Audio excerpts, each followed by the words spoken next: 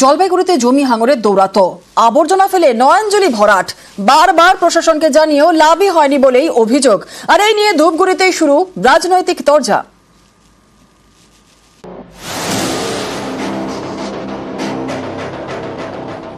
হাইওয়ের ধারে নয়নজলি, আবর্জনা ফেলে প্রায় ভরাট।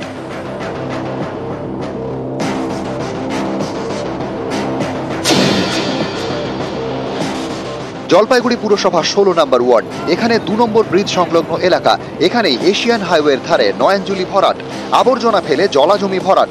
এর পিছনে বড়সড় চক্রান্ত দেখছেন স্থানীয়রা। তাঁদের দাবি, জমি হাঙরদের নজর নয়নজলির পাশের জমিতে। ওই জমি কম দামে কিনে চড়া দামে বিক্রি করে দেবার ছক জমি মাফিয়ার।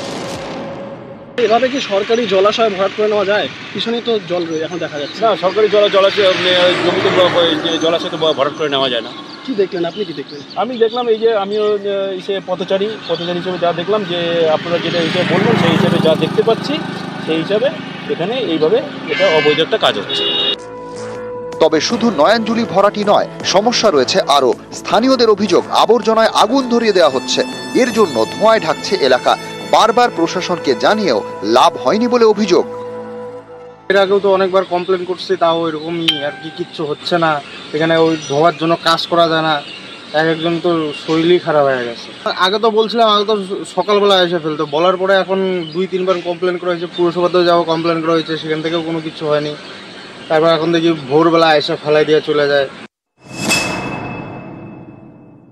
আমাদের ধূপগুড়ি মিউনিসিপ্যালিটির আন্ডারে যেসব জায়গা আছে সেসব জায়গাগুলো দেখার দায়িত্বটা কার? প্রশাসনের।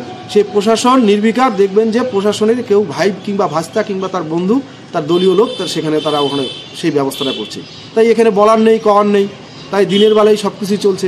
এটা আমাদের নজরে আছে এবং এটা দেখছি আমরা, এবং সেটাকে পরিষ্কার করানোর জন্য একটা আমরা উদ্যোগ নিয়েছি, যাতে এর মধ্যে না ফেলে।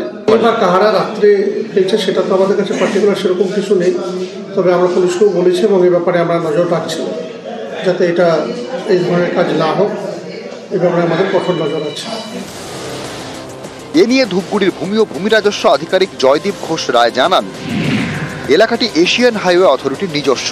এখানে দপ্তরের কিছু করার নেই। এশিয়ান হাইওয়ে অথরিটিকে জানানো হয়েছে, আবারও যোগাযোগ করে বিষয়টি নিয়ে পদক্ষেপ নেওয়া হবে। Rocky Chowdhury, news 18 Bangla.